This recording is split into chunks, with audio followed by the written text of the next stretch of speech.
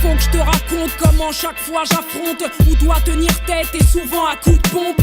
Ceux qui me jugent et très souvent se trompent ou me guettent l'air de dire tu devrais avoir honte. C'est le sujet qui fâche. Depuis le début, il y a moins de filles sur scène dans le rap français que dans le football ou dans l'aviation. Pourtant, en 2006, le game semble bouger.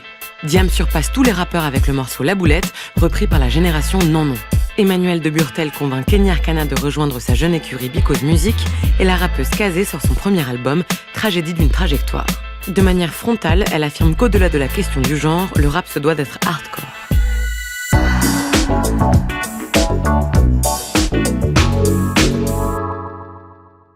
Si une fille, elle sait pas rapper, ça m'intéresse pas, je me sens pas solidaire d'elle. J'aime les bons rappeurs, qu'ils soient hommes, femmes.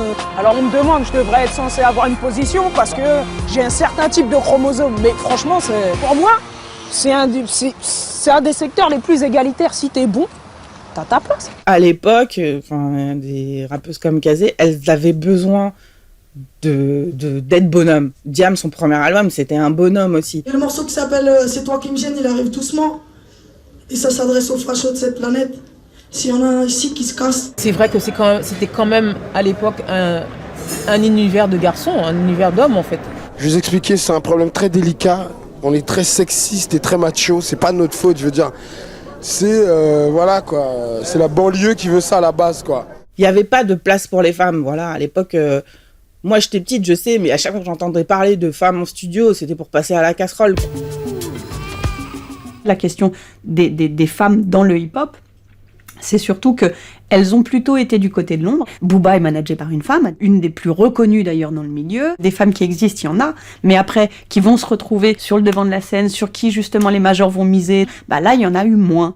Les Fnac et Virgin, je sais pas, ils sont pas trop axés là-dessus, quoi. Je sais pas, les meufs dans le rap, ça les tente pas trop. Il n'empêche que Kazé est là quand même depuis 20 ans, que c'est une femme qui ne revendique pas forcément d'être une femme, mais au sens de faire des textes en parlant du fait qu'elle est une femme, mais qui parle de sa place à elle, point. Et en fait, que ça soit un homme ou une femme, la question de l'artiste, pour moi, est presque asexuée. En fait, un artiste, c'est d'abord quelqu'un qui va donner à voir son univers. Que ça soit un homme ou une femme, on s'en fout. Je ne suis pas cette bête de foire que l'on dompte, ou bien même à qui l'on monte sur la tête. Et cette vie propre et nette de micheton, petite minette, je n'en veux pas.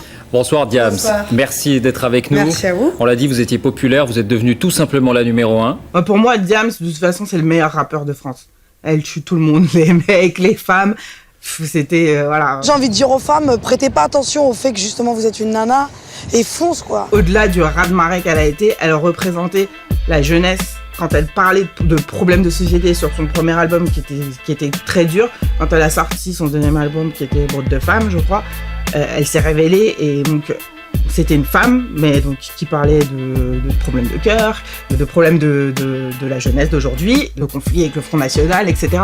Voilà des thèmes simples mais qui vont tout de suite nous percuter quoi. C'est une fille d'une cité comme nous déjà, d'une, et elle raconte un peu comme si c'était notre vécu, tu vois. On a une génération super belle, super riche, super ambitieuse, super culottée, voilà, le monde est à nous un peu. T'as des petites comme le Juice ou ce genre de trucs, moi je m'y intéresse pas mal.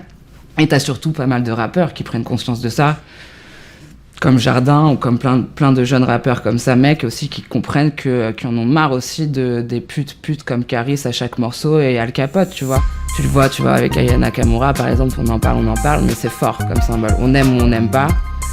Elle a un discours pas du tout de victimisation, au contraire, même tu vois dans son truc avec les cums et tout, un truc d'inversement, mais pas forcément, tu vois, d'une meuf maintenant en 2018 qui est pas une victime et tout. C'est le côté homme, je suis l'homme et je m'assume, etc. Et la femme à côté, tu sais, qui est là, qui le suit. Et là, c'est moi qui donne la cadence, c'est écoute-moi. Donc je pense que ça a été dur pour les filles de reprendre ce terrain-là parce qu'il a été hyper genré. Et je pense que là, c'est en train de tourner. Ce grain de poussière qui déplace des montagnes, ce concentré d'énergie qu'on veut canaliser, placer au bagne. Je n'ai pas besoin que tu me dises pour savoir qui je suis. Et derrière, je n'attends plus rien du paradis. J'essaie de vivre chaque jour comme le dernier. Et malgré ça, je pense à demain, je suis trop habitué à m'épanouir dans la souffrance et la peur. Les mains liées, terrorisées, d'aimer comme si donner son cœur était prohibé. J'essaie d'échapper au châtiment des hommes qui m'ont condamné. Aux langues de vipères qui voudraient m'empoisonner, au regard de ma mère qui voudrait m'influencer.